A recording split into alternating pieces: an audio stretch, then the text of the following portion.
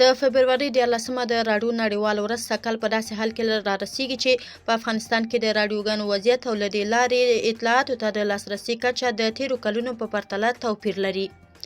د بشري حقوقو د سازمان وایي په افغانستان کې روان کړکېچ د طالبانو پر غاړه ده، ځکه د دوی په خپلو سختدریزو کړنو لارو د لوی ناورین د راتلو لپاره زمینه برابره کړې ده. په کابل کې د ملګرو ملتونو د مرستندویه ماموریت یا یوناما مشرې روزوا اوتونبایوا د طالبانو د عدلیې له سرپرست وزیر شیخ عبدالحکیم